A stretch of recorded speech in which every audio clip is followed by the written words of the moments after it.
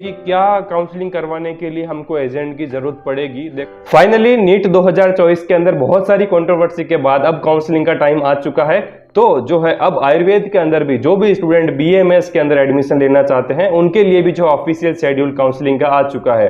My dear friends, आज के इस वीडियो के अंदर मैं आपको केवल शेड्यूल के बारे में नहीं बताऊंगा, मैं आपको ऐसे की पॉइंट्स के बारे में भी बताऊंगा, ऐसे माइन्यूट से माइन्यूट पॉइंट के बारे में भी बताऊंगा। अगर आपने उनको फॉलो नहीं किया तो आपको कितने भी अच्छे मार्क्स हो, आपको जो भी डिजायर कॉलेज है वो नहीं मिलेगी, ये मेरी गारंटी है। तो मैं आप सबसे रिक्वेस्ट करता हूं कि आज की ये वीडियो बहुत ज्यादा इंफॉर्मेटिव है, बहुत ज्यादा यूजफुल है आपके करियर के लिए। तो मेरी रिक्वेस्ट है आपसे कि प्लीज इस वीडियो को लास्ट तक जरूर देखना, और अगर आपको पूरा देखने के बाद ये वीडियो अच्छी लगे तो वीडियो को लाइक करना, और चैनल पर नए होंगे तो चैनल को प्लीज सब्सक्राइब कर देना। तो चलिए बिना किसी देरी के आज की वीडियो को शुरू करते हैं। मेरा नाम है भूपेंद्र सिरवी और मैं हूं सेकंड प्रोफेशनल बीएमएस स्टूडेंट। तो फर्स्ट ऑफ ऑल आप अपनी स्क्रीन पे देख पा रहे होंगे कि ये जो शेड्यूल है ऑनलाइन काउंसलिंग का, ये ऑफिशियली रिलीज हो चुका है 2024 का। तो इसके अंदर आप देख पा रहे होंगे कि जो काउंसलिंग की प्रोसेस होती है वो राउंड वाइज होती है, यानी कि first round, second round, third round. तो फर्स्ट राउंड जो हमारा ओवरऑल कंप्लीट होगा वो 6 सितंबर से 11 सितंबर के बीच होगा। सेकंड राउंड जो हो जाएगा ऑलमोस्ट 3 अक्टूबर तक, और फोर्थ राउंड हो जाएगा हमारा अक्टूबर तक, 22 अक्टूबर तक। तो होता क्या है, मैं आपको एक थोड़ा सा बेसिक समझा देता हूँ काउंसलिंग का। तो रजिस्ट्रेशन और फर्स्ट कॉलम के अंदर आप देख पा रहे होंगे कि रजिस्ट्रेशन और जो पेमेंट के लिए जो कॉलम है वहां पे 6 डेज वहां पे लिखा हुआ है। तो यहाँ पे होता क्या है कि साइट ओपन होगी, आपको अपने जो भी डिटेल्स वो मांगेंगे वो डिटेल्स आपको फिल करनी होंगी, और एक पर्टिकुलर पेमेंट जो है आपको फिल करनी होगी। देखो, अगर हमारे मार्क्स कम है, अगर 400 500 है, हमको पता है कि हमको गवर्नमेंट कॉलेज नहीं मिलेगी, तो डेफिनेटली हम डीम्ड कॉलेज या प्राइवेट कॉलेज या गवर्नमेंट एडेड कॉलेज के अंदर जो है हम सेलेक्ट करेंगे ऑप्शन। तो उसके अंदर जो है पेमेंट आपके लिए डिफरेंट होगी, जो सिक्योरिटी अमाउंट बोल सकते हैं उसको, वो अलग होगा। और रफली जब मैंने करवाया था तो 50,000 समथिंग था। तो ये जो सिक्योरिटी अमाउंट आपको वहां पहले डिपॉजिट करना पड़ेगा। और तो होता क्या है कि जब ये काउंसलिंग की प्रोसेस पूरी खत्म हो जाएगी, एक बार आप कॉलेज ज्वाइन कर लोगे, जो भी अलॉट होगा, उसके विद इन 9th और 10th मंथ के अंदर जो है आपका वो जो सारा पैसा जो आपने पेमेंट के टाइम पे दिया था वो आपके अकाउंट के अंदर वापस आ जाता है, इन डीम्ड यूनिवर्सिटी और प्राइवेट यूनिवर्सिटी के केस के अंदर। तो ये जो रजिस्ट्रेशन का टाइम पीरियड है, इसके अंदर आपको ओनली रजिस्ट्रेशन हुआ है। बहुत से स्टूडेंट गलती ये करते हैं कि अब रजिस्ट्रेशन हो गया है, इसका मतलब हमारी काउंसलिंग भी हो जाएगी, ऑटोमेटिक हमको कॉलेज मिल जाएगी। ऐसा नहीं होता, this is just one step. So next step आता है चॉइस फिलिंग का। तो जो चॉइस फिलिंग है वो 5 डेज का एक टाइम पीरियड होता है। इसके अंदर आपको इंडिया की जितनी भी अप्रूव्ड कॉलेज है वही आपको शो होती है वहां पे, और आपने जो भी अपने मार्क्स के अकॉर्डिंग या प्रीवियस ईयर के जो भी डाटाबेस के ऊपर जो है आपने अपनी कॉलेज की लिस्ट प्रेफरेंस के बेसिस के ऊपर तैयार की है, उसके हिसाब से उसके अंदर आपको सेलेक्ट करने जाना है।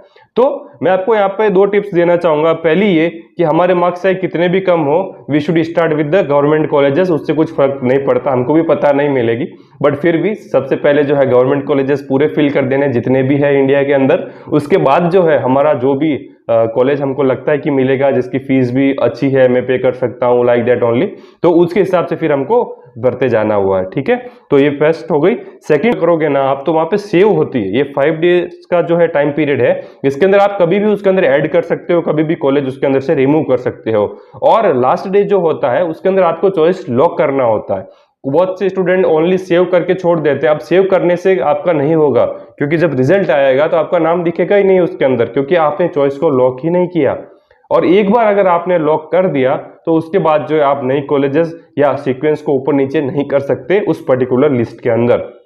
तो आपको यहाँ पे केयरफुल रहना है कि अब 5 दिन का टाइम है, तो 3 दिन तक आराम से मैं सेव करता जाऊंगा, और लास्ट दिन फाइनली सारे लिस्ट अच्छे से देख के, सब कुछ कॉलेजेस वगैरह देख के मैं उसको लॉक कर दूंगा। लॉक करना बहुत ज्यादा इंपॉर्टेंट है, मार्क माय वर्ड्स। अगर नहीं किया तो रिजल्ट के अंदर आपका नाम नहीं होगा, ये गारंटी है। तो जब रिजल्ट आ जाएगा उसके बाद जो है आपको एक अलॉटमेंट का टाइम पीरियड दिया होगा 7 डेज का। देखो, आपको जो भी कॉलेज अलॉट हुई है आपके मार्क्स के बेसिस के ऊपर, तो आपको उस पर्टिकुलर कॉलेज के अंदर 7 दिन के अंदर पहुंचना होता है, अपने सारे जो भी ऑफिशियल डॉक्यूमेंट है वो सारे लेके, और जो भी वहां पे फॉर्म फिल होता है या जो भी उस कॉलेज का एडमिनिस्ट्रेशन का रूल है वो आपको फॉलो करना पड़ेगा उनकी कॉलेज में जाके। यहाँ पे ऐसा कुछ भी नहीं होता कि वर्चुअली हम कॉलेज ज्वाइन कर लेंगे, मेल भेज देंगे, ये वो नहीं रहता ऐसा कुछ भी। आपको कैसे भी करके, अगर ट्रेन नहीं मिल रहा है तो फ्लाइट से लेके भी आपको 7 दिन के अंदर पहुंचना, फिजिकली अवेलेबल होना है। और मैं आपको यहाँ पे सजेस्ट करूंगा कि अपने पेरेंट्स के साथ, अपने गार्जियन के साथ जाएं आप, ताकि जो भी डॉक्यूमेंट की प्रोसेस है वहां पे वो आपकी हेल्प कर सके। तो ये पूरा एक काउंसलिंग का एक वन राउंड होता है। तो ऐसे क्या होगा कि फॉर एग्जांपल सबको तो फर्स्ट राउंड के अंदर नहीं मिलती, फिर कुछ बच्चे सेकंड राउंड के अंदर जाएंगे, फिर उनको भी मिल गई, अगर नहीं मिली तो थर्ड राउंड के अंदर जाएंगे। अब होता यह है कि 3 राउंड की काउंसलिंग खत्म होते होते जो है हमारा 22 अक्टूबर आ चुका होगा। अब इसके बाद क्या होता है कि बहुत सी ऐसी कॉलेजेस होती हैं जिसके अंदर सीटें जो है बच जाती है, यानी कि बच्चे को अलॉट हुई पर उसने ज्वाइन नहीं की तो वो सीट बची हुई है, तो वो सारी सीटें चली जाती है स्टे वैकेंसी राउंड के अंदर। माय डियर फ्रेंड्स, एक बात यहाँ पे गौर करने की ये है कि कौन सा भी आपका ड्रीम कॉलेज हो, जरूरी नहीं है कि वो आपको स्टे वैकेंसी राउंड के अंदर दिखेगा। क्यों? क्योंकि अगर उसकी सारी सीट ऑलरेडी थर्ड राउंड तक फिल हो चुकी है तो वो स्टे वैकेंसी राउंड के अंदर आपको नहीं दिखेगा। तो आपको ये ध्यान रखना है कि बहुत से स्टूडेंट ये सोचते हैं कि हमारे कम मार्क्स हैं तो हम क्या करेंगे कि गवर्नमेंट कॉलेज जो भी एक दो सीट बच जाती है वो स्टे वैकेंसी राउंड के अंदर आएगी और मैं कम मार्क्स के अंदर जो है स्टे वैकेंसी राउंड के अंदर जाके उस कॉलेज के अंदर एडमिशन ले लूंगा। My dear friends, 24 lakh student ने इस बार नीट दिया था, तो जरा अपने स्कोर को देख के और जरा उन स्टूडेंट्स की संख्या को देख के आप आराम से सोच सकते हो कि कहाँ पे स्टैंड करते हो आप। तो ऐसा कुछ भी इस चक्कर में मत रहना। क्यों? क्योंकि स्टे वैकेंसी राउंड जो है लास्ट लिमिट होती है, अगर उसके अंदर अगर आपको कॉलेज नहीं मिली तो आपको इस 2024 के अंदर एडमिशन नहीं मिलेगा। ये मैं क्लियर आपको बता देता हूं, तो स्टे वैकेंसी राउंड के चक्कर में मत रहो, ठीक है। और किसी को होता ही नहीं है तो जो है आप वहां पे एंट्री ले सकते हो। अब होता यह है कि किसी भी राउंड के अंदर फर्स्ट सेकंड थर्ड आप किसी भी राउंड के अंदर जो है आप एडमिशन ले सकते हो, admission in the sense registration कर सकते हो। जरूरी नहीं है कि फर्स्ट राउंड के अंदर ही आपको रजिस्ट्रेशन करना है, आप फ्रेश रजिस्ट्रेशन भी कर सकते हो। और अगर किसी स्टूडेंट को फॉर एग्जाम्पल फर्स्ट राउंड में किया पर मेरे को कॉलेज नहीं मिली, क्या मेरे को सेकेंड के अंदर वापस से न्यू रजिस्ट्रेशन करना पड़ेगा? तो ऐसा नहीं होता। वहां पे जो है फ्रेश रजिस्ट्रेशन का लिए अलग ऑप्शन होता है और जो प्रीवियसली रजिस्ट्रेशन किए हुए हैं वो नेक्स्ट राउंड के अंदर जाना चाहते हैं उनके लिए भी जो है एक अलग फोल्डर होता है। तो आपको डरने की जरूरत नहीं है, एक बार रजिस्ट्रेशन किया तो आप पूरी काउंसलिंग के लिए एलिजिबल हो जब तक कि आपको सीट अलॉट नहीं हो जाती आपके मार्क्स के बेसिस के ऊपर। तो अब आप अपनी स्क्रीन पे देख पा रहे होंगे कि ये स्टे वैकेंसी राउंड का चार्ट है। तो ये गवर्नमेंट एडेड कॉलेजेस के लिए अलग होता है और स्टे वैकेंसी राउंड जो होती है डीम्ड यूनिवर्सिटी के लिए अलग होता है। तो होता यह है कि किसी भी डीम्ड यूनिवर्सिटी के अंदर कोई वैकेंट सीट बची तो कॉलेज अपने बेसिस के ऊपर जो है एक स्टे वैकेंसी राउंड कंडक्ट करता है और उस स्टे वैकेंसी राउंड के अंदर जो है बच्चों को एडमिशन दे देता है। तो ये जो होता है ऑलमोस्ट इस साल के हिसाब से 20 नवंबर को जो है हमारा पूरा काउंसलिंग की प्रोसेस फिनिश हो जाएगी। और यहाँ पे आते आते अगर स्टे वैकेंसी राउंड के अंदर भी आते आते आपको कोई भी कॉलेज अलॉट नहीं हुआ है तो माय डियर फ्रेंड्स 2024 के लिए आपको नमस्कार है, आपको इस साल एडमिशन नहीं मिलेगा, आपको नेक्स्ट ईयर वापस आना पड़ेगा। तो और कोई अगर आपको एजेंट बोलता भी है कि देखो है ना बिना उसके भी जो है आपको एडमिशन हम दिला देंगे, कुछ नहीं हुआ, ऐसा नहीं होता, बिल्कुल फ्रॉड है, मत पड़ना उस चक्कर में, मैं आपको बोल रहा हूँ।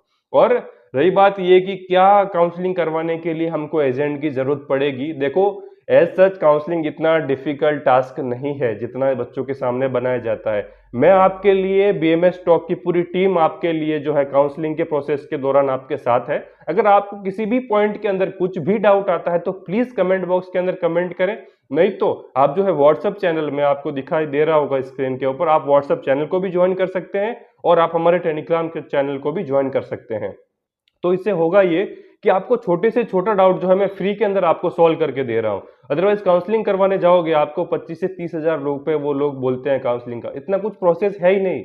आप मेरे ऊपर बिलीव करो, आपकी जो भी कॉलेज की लिस्ट है वो आपके साथ होनी चाहिए। उसके अलावा स्टेप बाय स्टेप प्रोसेस क्या है, अगर आपको फर्दर और डिटेल के अंदर जानना है प्लीज कमेंट बॉक्स के अंदर कमेंट करो, मैं डेफिनेटली आपके लिए वीडियो बनाऊंगा। और ये बीएमएस टॉक चैनल इसीलिए है ताकि मैं लोगों को जो है एकदम करेक्ट वे के अंदर जो भी नॉलेज है, यहाँ पे जो भी मिथ्स हैं बहुत सारे, वो मैं आपसे दूर कर सकूं और आपको करेक्ट वे के अंदर बता सकूं। तो आने वाली फर्दर वीडियो के अंदर हम डिटेल के अंदर डिस्कशन करेंगे कि क्या बीएमएस का करियर है या नहीं है, और ये सारी वीडियोस जो है मैं इस काउंसलिंग स्टार्ट होने से पहले पहले अपलोड कर दूंगा, जिससे कि आपको करेक्ट डिसीजन लेने के अंदर हेल्प होगी। अगर आप मेरे से या बीएमएस टॉक से किसी और भी इंटरेस्टिंग टॉपिक के ऊपर वीडियो चाहते हो जो कि आपका बहुत ज्यादा डाउट है, जो आपको बहुत ज्यादा परेशान कर रहा है, प्लीज कमेंट बॉक्स के अंदर कमेंट करना, मैं डेफिनेटली उसका रिप्लाई करूंगा, अदरवाइज मैं उसके ऊपर नेक्स्ट वीडियो अपलोड करूंगा। तो आई होप आज की ये वीडियो बहुत ज़्यादा इंटरेस्टिंग और इन्फॉर्मेटिव रही होगी। तो प्लीज़ इस वीडियो को लाइक करना, और अगर आप हमारे चैनल पर नए हैं तो प्लीज़ चैनल को सब्सक्राइब करना। मुझे कुछ नहीं चाहिए, ना आपसे कुछ फीस चाहिए, ना कुछ नहीं चाहिए, प्लस मुझे आपको एक सपोर्ट चाहिए कि मैं करेक्ट वे के अंदर आगे बढ़ रहा हूँ। तो उसके लिए अगर आप सब्सक्राइब बटन हिट करोगे तो मुझे लगेगा कि हाँ आप लोग मेरे साथ हो और मैं करेक्ट वे के अंदर आगे बढ़ रहा हूँ। तो मैं मिलूंगा आपको नेक्स्ट ऐसी किसी इंटरेस्टिंग नॉलेज से भरी हुई वीडियो के अंदर। तब तक के लिए कीप वॉचिंग BMS टॉक।